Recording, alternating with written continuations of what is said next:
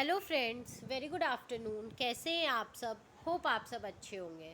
जैसा कि आप लोगों को पता है, ये हमारी सर्विस मार्केटिंग की सीरीज़ चल रही है, जिसमें आज हम अपना next topic service marketing objectives पढ़ेंगे कि जो सर्विस मार्केटिंग होती है वो क्यों होता है, उसके क्या ऑब्जेक्टिव्स होते हैं।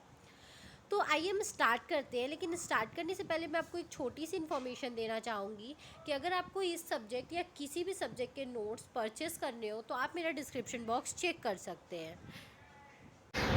तो आइए स्टार्ट करते हैं। The services as laid down by any organisation have some missions and objectives for efficient service performance. ठीक है, जो भी सर्विस कोई ऑर्गेनाइजेशन अगर प्रोवाइड करती है तो उसके पीछे ऑफकोर्स सी बात है, उसका कोई मिशन होता है, मतलब उसका कोई टारगेट होता है, उसका ऑब्जेक्टिव होता है।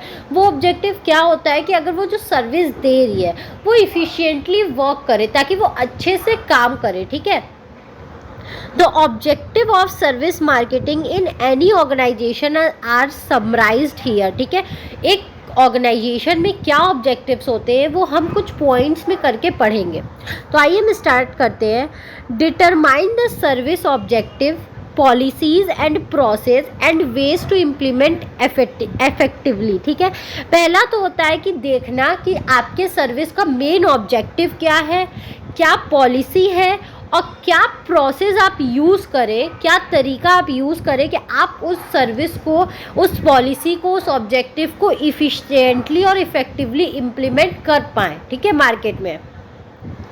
नेक्स्ट है हमारा determine service plan, method and strategies to conduct efficient service performance. ठीक है, फिर उसके लिए प्लान बनाना, किस मेथड से और किस स्ट्रेटजी से आप उस इफ़िशिएंट सर्विस परफॉर्मेंस आप दे पाए। ठीक है, ये भी देखना बहुत ज़रूरी होता है कि प्लान, मेथड ये सब बनाना भी बहुत ज़्यादा ज़रूरी होता है। नेक्स्ट है हमारा determine the standards and parameters in context of service quality and design for service performance. ठीक है, फिर क्या करना, अपने स्टैंडर्ड्स, अपने जो पैरामीटर्स हैं उसको क्या करना, क्वालिटी को इंश्योर करना, डिज़ाइन करना, ताकि आपका जो परफॉर्मेंस हो वो अच्छा हो, ये सब करना। ठीक है, आपका स्टैंडर्ड्स क्या रहेगा, आप किस पैरामीटर्स पे वर्क करोगे, आपकी क्वालिटी कैसी रहेगी, आप उसको किस तरीके से डिज़ाइन कर रहे हो, ये सब भी काफ़ी ज़रूरी होता है। फिर determine the directions and basic guidelines to manage customer care service. ठीक है, फिर आप क्या करोगे, कुछ गाइडलाइंस निकालोगे, मतलब कुछ डायरेक्शंस और गाइडलाइंस दोगे जिससे आपके कस्टमर्स की केयर हो सके, मतलब आप कस्टमर केयर फैसिलिटी भी प्रोवाइड करा सको और लोग उसको अच्छे से मैनेज कर पाए, इसलिए आप उनको डायरेक्शंस और गाइडलाइंस प्रोवाइड कराओगे। ठीक है, नेक्स्ट है हमारा determine the service target and its market segment on the basis of customers profit. फिर आप क्या करोगे, अपने सर्विस के टारगेट बनाओगे कि एक्चुअली में हमें इतना टारगेट अचीव करना है, उसका मार्केट सेगमेंट डिसाइड करोगे कि इस मार्केट में हमें ज़्यादा प्रॉफिट है या कस्टमर्स को ज़्यादा प्रॉफिट है। आप उन दोनों चीज़ को ध्यान रखते हुए क्या करोगे, अपने टारगेट सेट करोगे, अपने मार्केट सेगमेंट को बनाओगे कि हमें इस मार्केट में वर्क करना है। ठीक है, फिर है हमारा determine most comfort, convenient and easiest process of service performance. फिर आप क्या करोगे, आपके बिजनेस के लिए जो कंफर्ट, जो कन्वीनियंट और जो इजी तरीका होगा, ठीक है, आप उसको यूज़ करोगे अपने सर्विस परफॉर्मेंस में। ठीक है, फिर provide needful training, remuneration, promotion and development aspects to service employees. फिर आपके जो भी सर्विस देने वाले एम्प्लॉयज़ हैं, ठीक है, आप उनकी ट्रेनिंग करोगे, उनकी रेम्यूनरेशन मतलब उनकी सैलरी तय करोगे, उनको प्रमोशन दोगे, उनका डेवलपमेंट करोगे, ओवरऑल आप उनके में पूरी चीज़ डेवलप करोगे ताकि आपका क्या हो, जो वो सर्विस प्रोवाइड कर रहे हैं वो अच्छे से सर्विस प्रोवाइड कर सके, कहीं भी कोई कमियाँ ना आए। देन है हमारा service to make proper coordination between service expectation and service performance. ठीक है, आप अपने सर्विस को इस तरीके से मैनेज करोगे कि जो लोगों की एक्सपेक्टेशन है और जो आपकी परफॉर्मेंस है वो दोनों क्या हो सके, मैच हो सके। ऐसा नहीं कि कस्टमर्स कुछ और एक्सपेक्ट करके आया था और आप उसको कुछ और प्रोवाइड करा रहे हो, नहीं, उनकी एक्सपेक्टेशन और आपकी परफॉर्मेंस बिल्कुल मैच होनी चाहिए।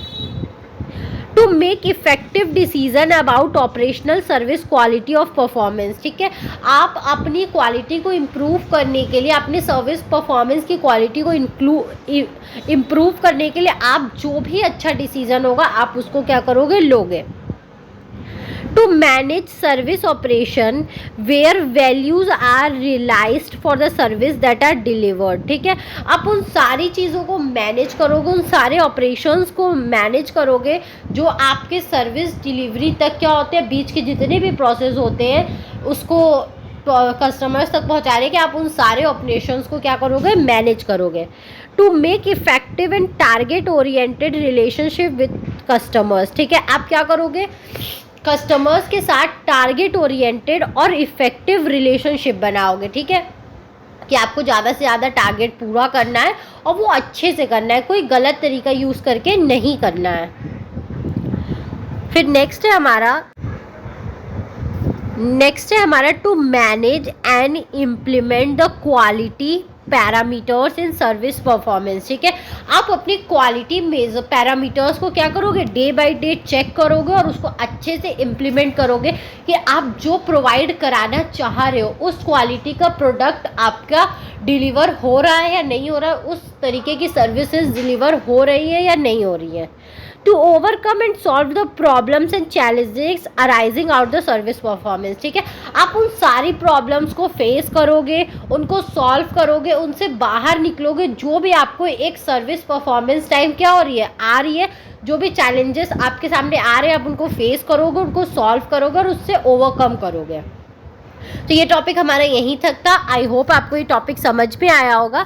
अगर फिर भी आपको कहीं भी कोई भी प्रॉब्लम है तो आप मुझे कमेंट सेक्शन में कमेंट करके पूछ सकते हैं। Thank you very much for watching my video and do like, subscribe and share my channel. आपको इस सब्जेक्ट या किसी भी सब्जेक्ट के नोट्स परचेस करने हो तो आप मेरा डिस्क्रिप्शन बॉक्स चेक कर सकते हैं। Thank you.